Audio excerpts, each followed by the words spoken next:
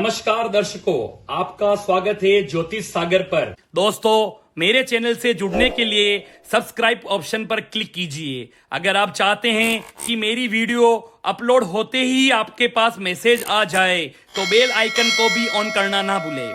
पिछली वीडियो में मैंने आपको 12 ही राशियों के स्वामी एवं 12 ही भावों के बारे में बताया।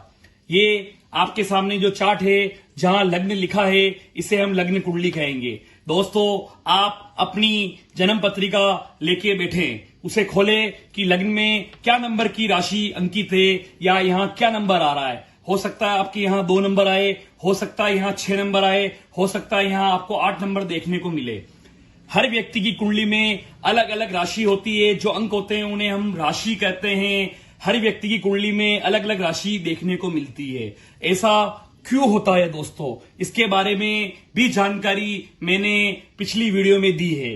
पूर्व जन्मों के कर्मों के आधार पर राशि यहां अंकित होती है। पूर्व जन्म में जो आपने बोया है वैसा आपको फल मिलेगा। उसी सिद्धांत के आधार पर जन्म पत्रिका चलती है। आपने पिछले जन्म में अच्छे कर्म किए हैं तो आपको इस जन्म में अपनी कुंडली में अच्छे ग्रह देखने को मिलेंगे। उदाहरण के रूप में हम धीरूभाई अंबानी के पुत्र मुकेश अंबानी जी को लेते हैं, जो आज एशिया के सबसे धनवान व्यक्ति के रूप में आते हैं। उनकी कुंडली में निश्चित रूप से उन्होंने पिछले जन्म में अच्छे कर्म किए हैं। इस आधार पे उनका धन भाव और धनाढ्य भाव एशिया के नंबर 1 व्यक्ति के रूप में उनको अंकित करता है। हम उदाहरण के रूप में यहाँ 6 नंबर लेते हैं, जिसे 6 नंबर का मतलब होता है कन्या राशि, जिसका स्वामी बुध ग्रह होता है। अगर हम यहाँ 6 नंबर लेते हैं, ये कुंडली का पहला घर कहलाता है। ठीक उसके आगे दूसरे घर में 7 नंबर की राशि आएगी। ठीक उसके आगे तीसरे घर में 8 नंबर, चौथे घर में 9 नंबर और 5वें घर में 10 नंबर की राशि आएगी। इसी क्रम में आगे बढ़ते हुए हम 11, 12, 1, 2, 3, 4 और 12वें घर में 5 नंबर की राशि को लिखेंगे। आप अपनी कुंडली में देखें यहां कौन सी राशि है, उस आधार पे कुंडली का एनालिसिस होगा। 6 नंबर की राशि को कन्या राशि कहते हैं, जिसका स्वामी बुध होता है। एक उदाहरण के रूप से समझते हैं, अगर 6 नंबर की राशि का स्वामी बुध अगर दूसरे घर में 7 नंबर पे अंकित होगा तो बुध की क्या स्थिति होगी। 7 नंबर कौन है? दूसरे घर में जो 7 नंबर की राशि अंकित है, पहली वाली वीडियो में मैंने आपको यही कहा कि आपको कंठस्थ 12 ही राशि और उनके स्वामी आपको याद होने चाहिए। 7 नंबर को तुला राशि कहेंगे, जिसका स्वामी शुक्र होता है। अब क्या शुक्र और बुध आपस में मित्र हैं? अगर ग्रह अपने मित्र के घर में बैठा है तो वो आपको लाभ देगा, शत्रु के घर में बैठा है तो आपको हानि देगा, और अपने से उच्च ग्रह उच्च राशि पर गया है तो आपको लाभ देगा, नीच में गया है तो आपको नुकसान देगा, और अपने ही घर में विराजमान है तो उसे हम स्वग्रही कहेंगे। वो आपको उसकी दशा, महादशा और अंतरदशा में लाभ ही लाभ देगा। अब ग्रह आपस में मित्र कब होते हैं, शत्रु कैसे होते हैं, उसके बारे में इस चार्ट से हम समझते हैं। यहां हमने देव ग्रह और दानव ग्रह की श्रेणी को 2 भागों में बांट दिया है। देव ग्रह के रूप में गुरु, सूर्य, चंद्रमा और मंगल 4 ग्रहों को हमने रखा है। दानव ग्रह में शुक्र, शनि, राहु और केतु को रखा है। इन चारों ग्रहों से शत्रुता है। चारों ही देव ग्रहों की चारों ही दानव ग्रह से शत्रुता है। देव और दानव की कभी नहीं बनी है। चारों ही दानव ग्रह शुक्र, शनि, राहु, केतु की बुध से मित्रता है, और बुध की देव ग्रहों में गुरु और सूर्य से मित्रता है। चंद्रमा और मंगल इसके शत्रु ग्रह कहलाएंगे। अब यहां हमने दूसरे घर में 7 नंबर पर तुला राशि पर, जिसका स्वामी शुक्र है, पर बुध अंकित किया है। बुध की मित्रता शुक्र से है, अतएव आपकी बॉडी का मालिक, आपके स्वास्थ्य का मालिक, आपके शरीर का मालिक बुध अपने से दूसरे स्थान पे गया हुआ है, दूसरे घर में गया हुआ है, दूसरे हाउस में गया हुआ है और मित्र की राशि में गया हुआ है। तो हम ये कहेंगे कि शरीर से आप अच्छा रहेंगे।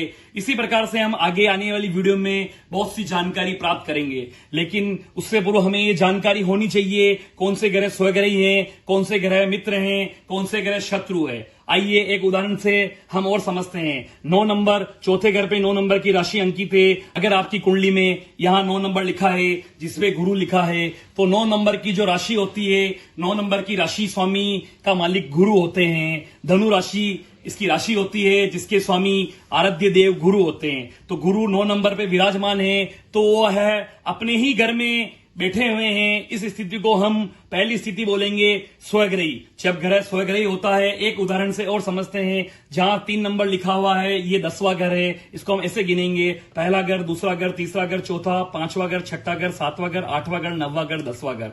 जो कर्म स्थान है, कर्म से रिलेशन रखता है। अगर यह बुध ग्रह विराजमान है तो 3 नंबर की जो राशि होती है वो मिथुन राशि कहलाती है। मिथुन राशि के स्वामी बुध ग्रह कहलाते हैं। बुध यहां अपने ही घर में विराजमान है। इस स्थिति को हम कहेंगे कि ग्रह स्वग्रही है। अगर कोई ग्रह स्वग्रही होता है तो ये कुंडली में अच्छी स्थिति को दर्शाता है।